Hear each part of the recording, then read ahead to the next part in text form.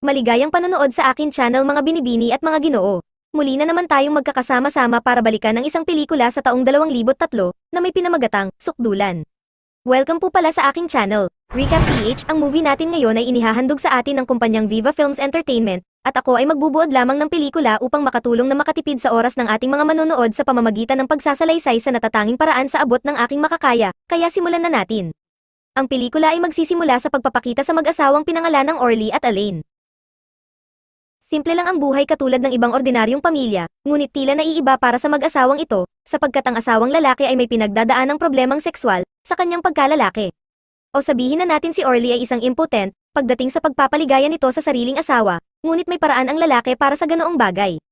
Batid ni Elaine ang kinahaharap ngayon ng kanyang asawa, kaya naman kinakailangan muna niyang hayaan si Orly na manood ng ilan sa mga kinagigiliwan na palabas sa kanilang VHS, habang sinasagawa nila ang ninanais nilang ritual.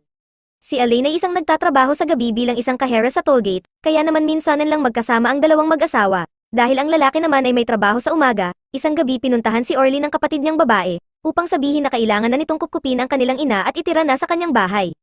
Wika ni Orly na kailangan niya muna itong ipaalam kay Elaine bago siya magdesisyon sa mga bagay-bagay. Sumapit na nga ang umaga at ang babae ay out na sa kanyang trabaho. Pagdating sa kanilang bahay ay ipinaalam ni Orly sa asawa na titira nga ang kanyang ina sa kanilang bahay. Ngunit bago pa ang lalaki ay pumasok sa kanyang trabaho, naakit ito sa kanyang asawa, at doon nga may ritual na ginawa na naman itong si Orly kay Elaine, ngunit sa huli ay ayaw na naman ang kanyang na tumayo, kaya muli na naman silang nabigo. Sa ibang lugar, ipapakita naman sa atin ang isa pang tauhan sa pelikula na pinangalan ng Miguel, siya ay kasalukuyan ngayon na abala kasama ang kanyang business partner na si Roy. Dito nga ay may isang kliyente ngayon sa gusali na kanilang pinapagawa, ay nagsisiyasat at pinagmamasdan ang nasabing kalidad ng gusali, kaya ipinapaliwanag ni Miguel sa kanya ang bawat detalye ng pasilidad. Sa kabilang banda, ang ginang na kanilang kliyente ay mukhang hindi interesado sa mga pinagsasabi ni Miguel dahil sa una pa lang nila na pagkikita dito sa site ay nagkaroon na silang dalawa ng isang malagkit na tinginan, habang doon nga ay pinag-break time muna niya si Foreman at ang mga trabahador sa gusali upang masolo niya si Miguel. At nang dalawa na lang silang nasa lugar, ay tilang iting tagumpay naman ang binata sa mga sumunod na nangyari, kaya naman sa likod ng mga bakal at semento, ay naganap na nga ang isang matinding bakbakan sa pagitan ng dalawa, na sa huli ay nakita din ito ni Roy at ng iba pang mga trabahador. Nang maglaon, umalis na ang ginang na may ngiti sa kanyang mga mata, habang si Miguel naman ay higit na mas masaya na nagpaalam sa kanya, at kinatuwa naman ito ng kanyang partner na si Roy, dahil sa naging maayos ang kanilang pakikipag-deal sa kliyente. Sa sumunod na araw ay dumating na rin sa wakas ang ina ni Orly sa kanilang bahay, sinalubong siya ni Elaine at mamaya-maya pa ay sumunod na rin dumating si Orly. Sa kilos ng lalaki ay hindi maganda ang pakikitungo niya sa matanda, samantala dito nga din ay malalaman natin na bulag pala ang kanyang ina. Nang gabing iyon ay nagising si Orly sa ingay na dulot ng kanyang inay dahil sa paghahanap sa banyo ng kanilang bahay. Alam ng anak na hindi siya nakakakita kaya tinulungan niya naman ito kahit papaano, subalit sa huli ay pinagsabihan niya na naman ito ng hindi maganda. Sa parehong oras, si Elaine ay kasalukuyang nasa kanyang trabaho nang mapadaan sa kanyang pwesto ang isang itim na kotse, at pagbukas nga ng windshield ng sasakyan ay ipapakita sa eksena si Miguel na tila naman umagaw sa kanyang pansin ang ating bidang babae. Sa una nilang pagtatagpo ay binabati siya ng lalaki, ngunit hindi siya pinapansin ni Elaine, hanggang si Miguel ay madalas nang mapadaan sa kanyang pwesto at sa pangalawang gabi ay tinangka naman ng binata na hawakan ang kamay ng babae habang inaabot nito ang kanyang sukli, pero muli na naman hindi siya pinapansin ng ating bida subalit pag alis ng kotse ay napangiti na lang siya at mababase sa kanyang reaksyon na para siyang kinikilig. Sa pangatlong gabi, muli na naman napadaan si Miguel na sa pagkakataon na ito ay tinatanong niya naman ang pangalan ng ating bida. At sa mga oras ding iyon ay binigay na rin sa wakas ni Elaine ang kanyang pangalan sa binatang bolero. Kinaumagahan makikitang si Elaine ay tila tulala habang naaamoy ng ina ni Orly na parang may nasusunog siyang niluluto. Kaya naman, tinanong siya nito kung masama daw ba ang kanyang pakiramdam, ngunit wika ni Elaine na hindi. At sa halip ay mabuti nga daw ito. Dito nga ay makikitang si Elaine ay nakangiti at parang may kakaibang dahilan nga kung bakit siya masaya. Nang maggabi ay muli na naman dumaan si Miguel sa pwesto ni Elaine, ngunit ngayon ay tila na iba na ang sitwasyon, sa postura ng babae. Siya ay nakangiti na sa lalaki habang sandali silang nag-usap, wika ni Miguel na hihintayin niya daw itong si Elaine mamaya sa kanyang uwian. At sumapit na nga ang umaga at out na naman si Elaine sa kanyang trabaho, makikitang dito nga ay nag-aabang na itong si Miguel sa kanya mula sa hindi kalayuan, tila dito na nga magsisimula ang pagkakaibigan ng dalawa. Dinala muna niya si Elaine sa isang restaurant kung saan sila nag-almusal, samantala makikita naman natin si Orly na walang kamalay-malay na may iba na palang sumundo sa kanyang asawa. Wala na si Orly nang makauwi si Elaine sa kanilang bahay, at tanging nanay na lamang ng lalaki ang kanyang naabutan doon. Wika niya kay Elaine na pumasok na si Orly ng trabaho nang mainit ang ulo dahil kahihinti sa kanya. Sa ibang tagpo, nagpaalam na muna si Miguel sa kanyang kaibigan para umalis, ngunit wika ni Roy na idaan na muna saglit ni Miguel sa kanilang bahay ang naiwan cellphone ng kanyang asawa, kaya pinagbigyan naman ito ang kahilingan ng kaibigan. Doon nga pagdating niya sa bahay ni Roy, ay inabot niya agad ang cellphone nito sa asawa ng kanyang kaibigan, ngunit inalok siya ng babae na pumasok muna saglit sa loob ng bahay at pagkatapos dito nga malalaman na may lihim din palang relasyon itong si Miguel sa asawa ng kanyang kaibigan. Samantala, kinabukasan ay maagang umuwi si Elaine sa kanilang bahay, at inabutan nga siya ni Orly sa pagkakataon na ito, kaya naman bago pumasok ang lalaki ay ninais niya munang umiskor sa kanyang asawa, habang natutulog pa ang matanda nilang kasama sa bahay. Gaya ng dati, muling nanood si Orly sa kanilang VHS, habang ginagawa niya ang ritual niya kay Elaine ngunit ang babae ay walang samod.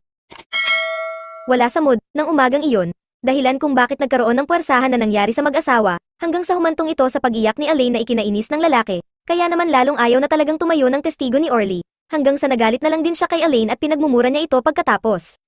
Kinabukasan pag-out ng babae sa kanyang trabaho ay muling hinintay siya ni Miguel sa labas, doon nga wika ni Elaine sa kanya na nais niya munang wag umuwi ngayon sa kanila dahil siguro sa nangyari sa kanila ni Orly, kaya naman dinala siya ng lalaki sa isang lugar kung saan sila lamang dalawa, at doon sa likod ng kanyang sasakyan kasabay sa pagsikat ng bagong umaga ay nakuha din ni Miguel ang kanyang inaasam-asam kay Elaine. Gabi na nang makauwi si Elaine ng kanilang bahay, at nandun nga ang kanyang asawa na naghihintay, tinanong siya ni Orly kung saan siya nanggaling, ngunit hindi niya man lang pinansin ang asawa at agad na nagpalit ng kanyang damit bago siya nagpahinga. Pagkatapos ang eksena ay nagpatuloy sa kinabukasan, habang pinaghahanda ni Orly si Elaine ng almusal, niyaya niya itong kumain kasabay ng kanyang ina, sa lamesa ay nagpatuloy si Orly sa pagtatanong sa kanyang asawa kung saan ito nanggaling, ngunit si Elaine ay talagang hindi siya kinikibo at hanggang ngayon galit pa rin ito sa asawa. Lumipas ang mga araw ay nagpatuloy ang bawal na pagkikita ng dalawang magkalaguyo, naging regular na siyang sinusundo ni Miguel sa kanyang trabaho at madalas sa kotse nila ginagawa ang pinagbabawal nilang pag-ibig. Sa araw ng linggo, kung saan rest day din ni Elaine ay makikitang nagbihis siya na parang isang dalaga, nagpaalam ito sa ina ni Orly, na pupunta lang daw ito sa mall para bilhan ang matanda ng radyo nang sa ganoon ay may mapaglibangan naman daw ang matanda kahit papaano. Lumabas si Elaine ng kanilang bahay, na may nakakahalimuyak na amoy at puro kolorete sa mukha, dahilan kung bakit pati ang mga tambay sa kanila ay napapatingin din sa kanya na parang nakakita sila ng bagong kapitbahay. Nagmaglaon, makikitang hindi pala sa mall nagpunta itong si Elaine, at sa halip nakipagkita na naman siya kay Miguel na kanyang masugid na kabit, habang dito nga sa tabing dagat, sa mababatong parte ng tubig, muli na naman naganap ang isang bibihirang pangyayari sa kanilang mga tinatagong kaligayahan. Kinaumagahan, si Orly ay naghihintay sa kanyang asawa mula sa labas ng kanilang bahay na nakahawak sa kanyang dibdib, dahil hindi na naman nga umuwi itong si Elaine ng gabi, nagtagpo nga ang kanilang mga mata sa labas, nilapitan siya ni Elaine, kahit galit siya sa inaasal ng babae. Itong si Orly ay hindi kayang saktan ng pisikal ang asawa dahil mahal niya ito. Isang umaga habang nasa trabaho si Orly, ay bumisita ang lalaki ni Elaine sa bahay ng mag-asawa. Dito ay hindi din inaasahan ng babae ang pagpunta nito, ngunit dahil wala naman dito ang asawa niya ay pinatuloy niya ito sa loob, at sa palagay niya na hindi naman ito malalaman ng ina ni Orly dahil isa naman itong bulag, kaya naman, dito mismo sa kanilang bahay, saksi ang apat na sulok ng kanilang dingding, ay muli na naman silang gumawa ng isang malaking kasalanan. Ang bawal talaga ay nakakawili at ang sarap ulit-ulitin, kaya naman ang pagtatagpo ng dalawa ay dumalas pa ng dumalas, hanggang itong babae ay nagpupunta na rin sa lugar ni Miguel, binigyan siya nito ng isang sexing damit, at dito ay muli na naman silang gumawa ng isang kababalaghan, pero sa pagkakataon na ito ay lihim palang kinukuhanan ng video ni Miguel mula sa umpisa ang kanilang ginagawang misteryo. Samantala ang sumunod na eksena sa bahay ng mag-asawa, sinusubukan ni Orly na kausapin si Elaine, ngunit ang babae ay tila bulag na sa pagmamahal sa asawa, medyo matagal-tagal na rin sila sa ganitong sitwasyon, kaya si Orly ay para nang masisiraan. Pagkatapos si Miguel ay muling ipapakita na kasama ang kanyang mga barkada, dito ay ipinapanood sa kanila ni Miguel ang sarili niyang video kasama si Elaine, at makikita din natin ang iba pang mga bala ng VHS na may iba't ibang pangalan, wika ng isang lalaki, ay hihiramin niya muna daw ito para mapanood mag-isa, at isasaoli na lang daw sa kanya kinabukasan sa construction site. Isang umaga pag-uwi ni Elaine, ay naroroon ang ina ni Orly ngunit wala doon ang kanyang asawa, banggit ng matanda na batid niya ang panloloko ni Elaine sa kanyang anak dahil kahit isa siyang bulag ay alam na alam niya ang amoy ng isang pagtataksil, at sa mga oras na iyon ay parang natigilan si Elaine at naisip ang mga nangyari, ngunit wika ng matanda na hindi pa huli. Sa trabaho, si Orly ay mapapansin ng kanyang mga kasamahan na napapadalas ang paghawak sa kanyang dibdib, tinatanong nila siya kung may nararamdaman ba ito, subalit si Orly ay wala naman binabanggit sa kanila. Sa parehong oras, si Miguel ay kausap si Roy sa construction site dahil nagpapaalam siya para sa isang bakasyon, ngunit si Roy ay ayaw siyang payagan, kaya naman mabilis siyang umalis at hindi pinapansin ang tawag ni Roy sa kanya, dahilan naman para hindi na maiabot ang VHS sa kanya, na inihatid ng kanyang barkada dito sa construction site. Doon nga ay na-curious itong si Roy kung anong klaseng pelikula ba ito, na eksakto naman na may VHS player din sa kanyang opisina, kaya naman sinubukan niya itong panoorin at dito nga ay tumambad sa kanya ang isang malagim na katotohanan, at malalaman na hindi lang pala si Elaine ang kasama sa video sa VHS, kundi pati na rin ang kanyang asawa ay may video din kasama ang kanyang kaibigan habang nagkukwentuhan. Sa isang eksena, ang tatlo ay nag-aagahan sa kanilang lamesa. Ang malungkot na si Orly ay humihingi ng tawad sa kanyang asawa tungkol sa kanilang hindi pagkakaunawaan at sa kanyang mga pagkukulang bilang lalaki, Gusto ni Orly na ibalik ang mga panahon sa kanilang masasayang araw bilang mag-asawa. Dito ay kailangan na ni Orly na pumasok sa kanyang trabaho, ngunit si Elaine ay walang sinabi sa kanya kahit anong salita. Ang babae ay muling nagpunta sa lugar ni Miguel, upang ipaalam dito na nagdadalang tao siya, at sigurado siya na ang batang kanyang pinagbubuntis ay dito nga sa magaling na lalaki na ito, ngunit si Miguel ay hindi man lang nababahalang sinabi kay Elaine na ipapalaglag nila ang batang dinadala ng babae. Sa mga sandaling iyon ay tila nauntog na ang babae sa kanyang mga pangarap, natauhan siya sa sinabi sa kanya ni Miguel na hindi importante dito ang bata na kanyang dinadala, kaya umuwi siyang umiiyak, ngayon ay kailangan niyang harapin ang katotohanan sa kanyang mga kasalanan.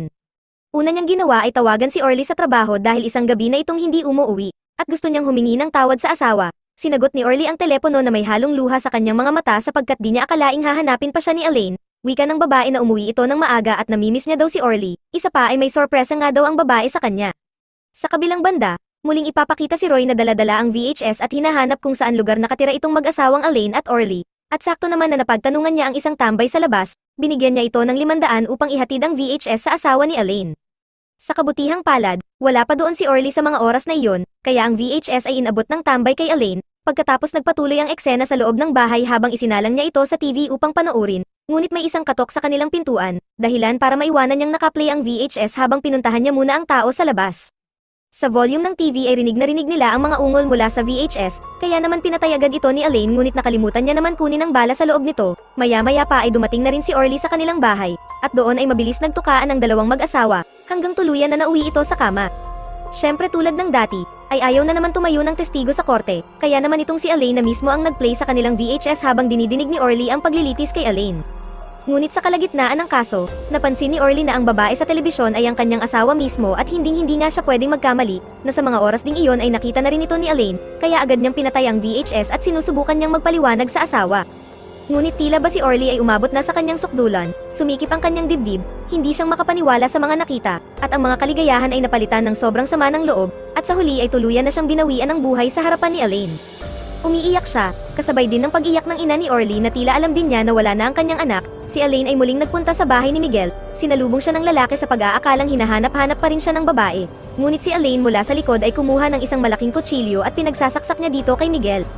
At hanggang dito ko na lamang po tatapusin ang aking recap mga idol, sa pelikulang nagturo sa atin na walang patutunguhan kundi pagsisisi ang paghahanap ng kaligayahan mula sa ibang tao, na sa simula pa lang, ay wala na talaga sa tao na una nating minahal, minsan ay hindi lang tayo natututong makontento kung ano ang mga meron sa atin. Kaya mga idol ay dapat natin pahalagahan ang mga tao na totoong nagmamahal sa atin, habang hindi pa huli ang lahat, i-like muna ang video na ito, at mag-comment lang sa gusto mo pang pelikula na aking i-recap, hanggang sa muli, at palagi po sana kayong mag-iingat.